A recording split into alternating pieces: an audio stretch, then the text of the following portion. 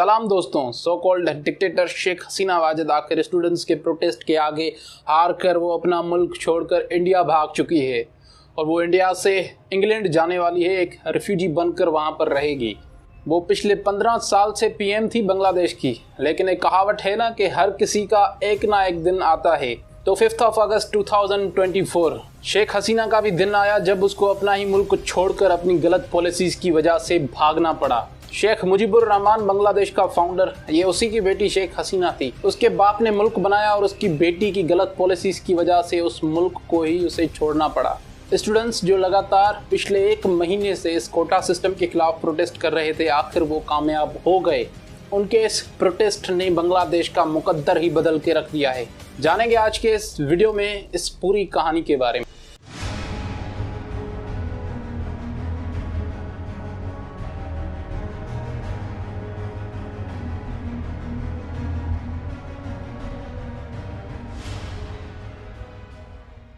तो दोस्तों, शेख मुजीबुर रहमान ने लगभग 50 साल पहले पाकिस्तान से बांग्लादेश को आज़ाद करवाया था और अब उसी की बेटी शेख हसीना को अपने ही मुल्क से भागना पड़ा है।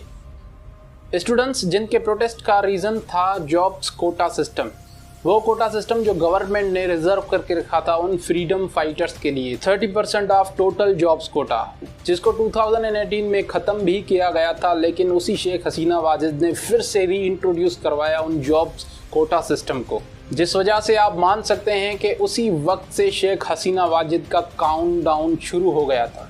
अगर आपको मालूम नहीं कि ये कोटा सिस्टम क्या है तो मैंने इस पर एक पूरी डेडिकेटेड वीडियो बना के रखी है, आप चाहें तो लिंक पर क्लिक करके उस वीडियो को देख सकते हैं। ये स्टूडेंट्स पिछले 1 महीने से प्रोटेस्ट कर रहे थे। शेख हसीना वाजिद और उसकी गवर्नमेंट ने पूरी कोशिश की कि उन स्टूडेंट्स को रोका जाए, लेकिन वो नाकाम रहे। इस प्रोटेस्ट की वजह से लगभग 150 स्टूडेंट्स अपनी जान की बाजी हार चुके और मोर देन 2000 स्टूडेंट्स इंजर्ड हुए। लेकिन स्टूडेंट्स फिर भी पीछे ना हटे, वो अपनी जान को अपनी हथेली पे रखकर आगे बढ़ते गए और अपनी कामयाबी को आखिर में उन लोगों ने हासिल किया।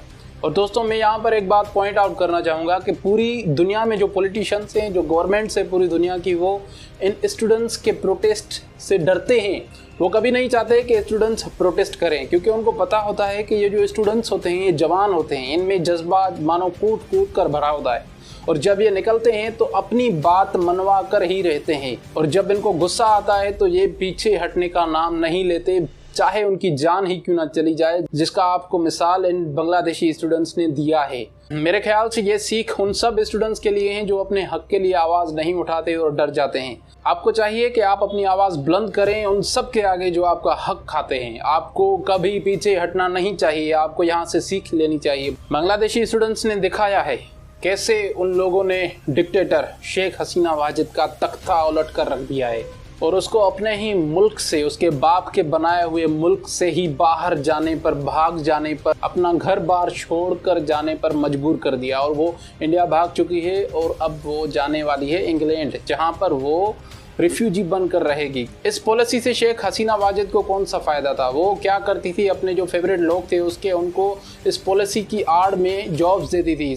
सब डिपार्टमेंट्स में उसने अपने आदमी लगाए हुए थे, क्योंकि वहाँ पर टोटल जो पॉपुलेशन है फ्रीडम फाइटर्स की 0.13% है और जो जॉब्स का कोटा सिस्टम है उनके लिए वो है 30%। तो जॉब्स तो बहुत ज़्यादा है इनके लिए, तो इसी वजह से वो, और वहाँ पर डिसाइड गवर्नमेंट करती थी कि ये कौन फ्रीडम फाइटर्स हैं और किन को जॉब दी जाएं। तो इसकी आड़ में जो शेख हसीना वाजिद थी वो अपने फेवरेट लोगों को सर्टिफिकेट देती थी फ्रीडम फाइटर्स का, जिसकी वजह से वो फ़ायदा उठाकर अपनी सारी जॉब्स हड़प लेते थे। और एक ना एक दिन तो ये चीज़ ख़त्म होनी ही थी। देर आए दुरुस्त आए। 5 अगस्त 2024 को वो दिन आता है जब शेख हसीना वाजिद अपना मुल्क छोड़कर भागने पर मजबूर हो जाती है इन प्रोटेस्टर्स के आगे।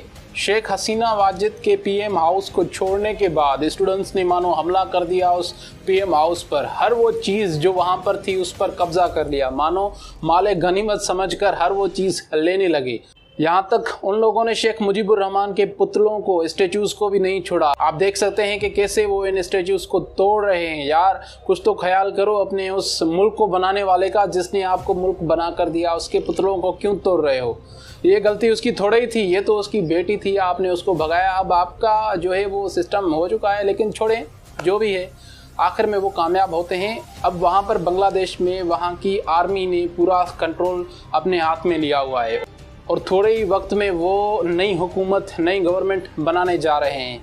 अब ऐसी गवर्नमेंट आनी चाहिए जो ऐसे सिस्टम ना बनाए और ये जो सोशल डिस्क्रिमिनेशन है ये ख़त्म हो जाए। वहाँ पर बांग्लादेश में फिर से जल्द ही डेमोक्रेसी कायम हो जाए और वहाँ पर एक ऐसी गवर्नमेंट आए जो अपने लोगों के दुखों को समझे और उनको सॉल्व करने का कोई नया रास्ता ढूंढे।